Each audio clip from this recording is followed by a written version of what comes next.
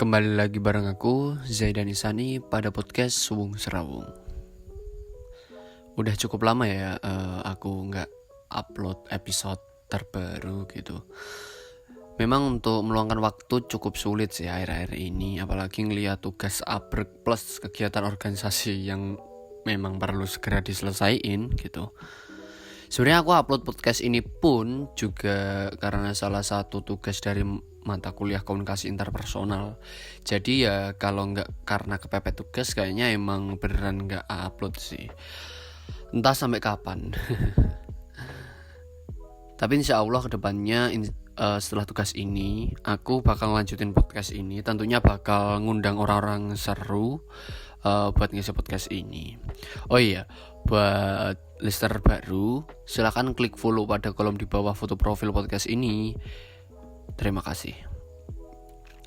Meskipun tugas ya, aku ngerjain ini ya santai aja sih, kayak ngepodcast di episode-episode sebelumnya gitu. Pada episode kali ini aku pengen bagi cerita ke kalian tentang ini sih. Kok aku bisa hari ini bisa sampai ke ilmu komunikasi gitu. Ya setelah tak rasain ya pandemi itu ya cukup lama ngurung posisiku di kampung halaman, di rumah gitu kan. Hal itu nggak bisa aku lepasin dari masa ngejalanin hidup gitu ya, alias urip gitu. Sebenarnya ya banyak keresahan dari pandemi, mulai dari putus sama cewek yang nggak bisa move on. Aku jadi sama sekali gak ikutan organisasi sampai aku kenal sama yang namanya prodi ilmu komunikasi. Setelah jalanin hal itu cukup lama, akhirnya ya cuman bisa let it flow sih. Meskipun gak flow-flow banget juga, tapi ya udahlah. Hal-hal itu bisa aku jadiin pelajaran sih. Jadi orang yang tambah ngerti kalau cowok emang harus berdikari, merdeka atau apapun itulah. Malah daki-daki.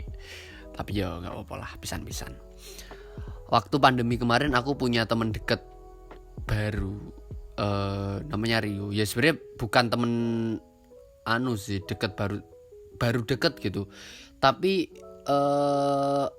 dia tuh sebenarnya temenku waktu SMA ya, SMP sampai SMA itu salma mater. Dan meskipun aku sama dia SMP dan se-SMA, bahkan waktu SMA itu juga sekelas, aku baru deket sama dia tuh pas pandemi. Gara-garanya ya emang karena aku sama dia sedaerah gitu kan. Jadi ya selama pandemi kalau ada apa-apa ngobrolnya sama beliau lah. Jadi ya cukup banyak lah ya membuka obrolan dengan beliau yang padahal aku sebelumnya ya ndak pernah ngobrol intens gitu kan. Kalau di sekolah ya cuman ketemu say hello aja sih. Jadi nggak lebih dari itu. Jadi yang bikin aku deket sama Rio ini ya karena cuman dia temanku merantau dan sedaerah, sebenarnya cuman itu. Dan karena karena kan sedaerah ya, rumahku maksudnya, rumahku sama dia itu ya lebih deket lah daripada temanku yang satunya. Jadi yang dulu SMP SMA tuh bareng sama aku dan sedaerah gitu, itu ada 2 orang lagi lah. Ini yang rumahnya paling deket sama rumahku, makanya aku sering banget lah ya main ke rumahnya gitu. Sebelum aku kenal sama si Rio ini, aku pikirin apa ya, first impresiku adalah kayaknya wong ranggenah sih iki. Ya aku mikirnya dulu kayak gitu, soalnya kan Rio itu orangnya terkenal suka bikin video kayak gitu. Dan aku dulu ngelihat orang-orang yang bikin video itu emang terkenal dan tanda kutip tuh orang-orang yak-yakan gitu loh. Tapi setelah aku lihat ya cenderung genah, tapi emang value yang tak dapat dari dia tuh banyak sih gitu. Value yang aku dapat berawal dari kisah asmara, asrama, sampai ilmu komunikasi yang aku hampiri hari ini. Dan aku nikmati hari-hariku bareng di prodi ini. Jadi gitu. Cukup sulit emang ya menyesuaikan sama guyonannya dia itu. Tapi setelah aku dikasih beberapa kombut gitu dari YouTube rekomennya dia, akhirnya ya aku lambat laun paham sama gaya asiknya gitu. Meskipun yang paham ya orang-orang itu aja ya, dan menurutku itu nggak masalah sih. Maksudnya sama guyonan rekomen konten YouTube-nya dia tuh ya cuman orang-orang itu, jadi nggak semua orang itu paham juga. Dan menurutku itu nggak masalah, soalnya tiap orang itu punya konten guyonnya masing-masing. Jadi gitu sih. Yang perlu perhatian juga ya, sebelum pandemi aku tuh orangnya emang organisatoris banget lah ya. Jadi guyonan atau candaan itu nggak relate sama kondisiku. Mungkin isi otakku dulu ya cuman kerja, rapat. Jadi nopo yo dan tuh slur makanya kayak gitu. Yang aku dapat selama deket sama dia, masalah biar jadi orang ngerti gitu dan mau berproses dalam kurun waktu yang nggak bisa ditentuin. Jadi emang aku deket sama dia itu gara-gara belajar sama seorang yang nggak genah banyak lah. Salah satunya buat ngerti sama orang lain, pengertian dengan orang lain siapapun dan mau berproses di tengah waktu yang tidak ditentukan gitu. Dan salah satunya banyak banget hikmah-hikmah yang tak dapat dari dia, salah satunya buat berproses gitu kan. Ini sebenarnya yang menuntunku bahagia sampai hari ini. Dan menurutku jalan yang dikasih tahu sama si Rio ini benar-benar berpengaruh banget lah buat hidupku hari ini. Jadi kayak gitu. Menurutku dulu itu jadi hal yang sulit sih. Tapi karena si Rio ini nyoba ngasih teka-teki jawaban, akhirnya aku ngerasain banget rasanya jadi manusia yang mau sabar dan ngikutin alurnya gitu. Ya jadi ya gimana lagi gitu kan. Emang harus dirasain pelan-pelan gitu, rasanya berproses gitu, sampai di titik dimana aku benar-benar harus bisa paham orang lain, apalagi ngomongin saling menghargai. Itu udah pasti, soalnya berdampak ke akunya juga sih. Masa ya aku minta dihargai tapi aku nggak ngehargain orang dulu kan gitu. Tentang menghargai itu aku dapetin di lingkungan bebasnya si Rio ini. Jadi Rio itu punya circle pertemanan di rumah ya, dan di circle pertemanannya itu benar-benar menjunjung tinggi empati gitu. Jadi saling berempati satu dengan yang lain. Jadi saling menghargai gitu. Jadi emang benar-benar kolektif gitu orangnya, dan mereka mau menerima perbedaan apapun. Jadi kalau jadi ada se-circle-nya si Rio ini ada yang dia itu orang tuanya punya pondok gitu. Jadi ya dia itu kayak kiai banget gitu. Bahkan dia itu sampai kuliah di Tarim sana. Tarim itu mana? Yaman ya kalau nggak salah itu. Kuliah di Yaman. Jadi dia itu ya berkiai gitu, tapi circle sama si Rio ini. Ada yang seneng JKT48 kayak gitu. Jadi random banget lah setongkrongannya dia. Tapi setelah aku main di tongkrongannya dia, aku tuh bisa ngerasain gimana rasanya berproses di tengah perbedaan culture yang signifikan atau radikal gitu loh. Jadi jomplang gitu. Kan biasanya orang-orang bikin circle itu kayak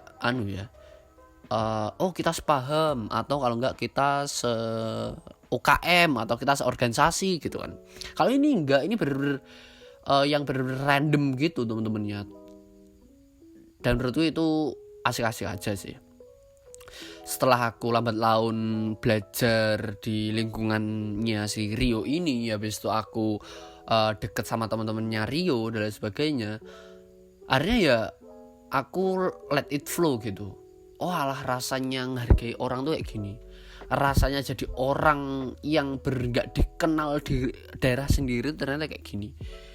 Tapi setelah itu aku benar-benar bisa menghargai orang gitu, dan itu merupakan titik dimana hari ini orang-orang ketika tahu aku dan mereka mau menghargai aku. Dan menurutku itu merupakan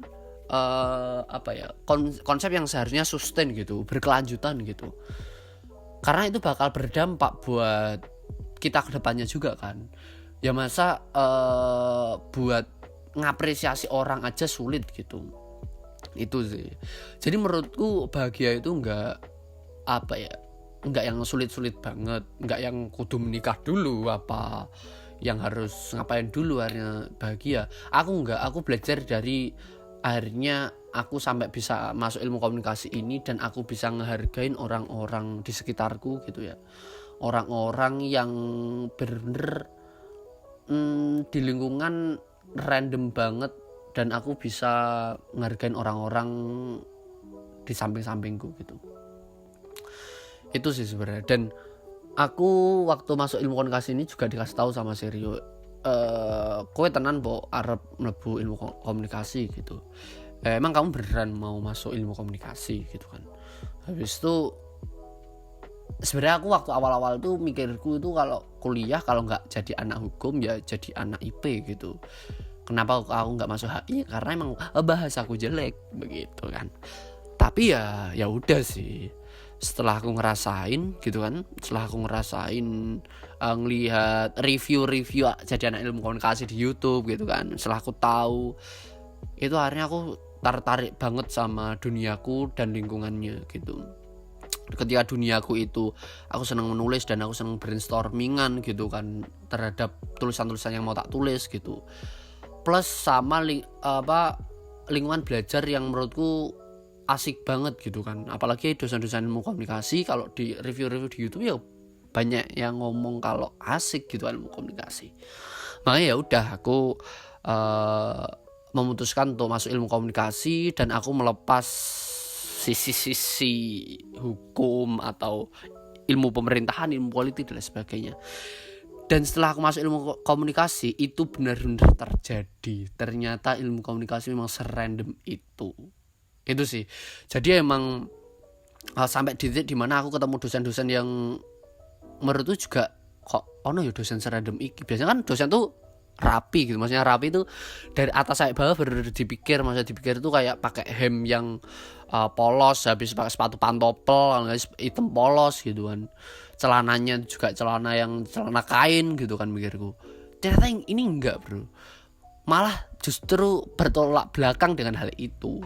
Malah dosen-dosennya tuh pakai hem pantai gitu, celana jeans gitu kan, sepatunya juga sepatu yang random banget warna-warnanya, ada yang gondrong juga. Makanya setelah aku masuk di lingkungan ilmu komunikasi, aku benar-benar ngerasa oh ternyata ini ya ilmu komunikasi gitu.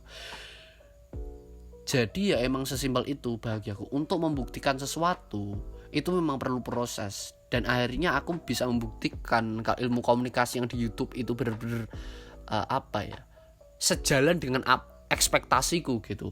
Dan sekarang aku benar-benar dapat ekspektasi yang aku harapin, jadi gitu. Jadi nggak ada tuh ceritanya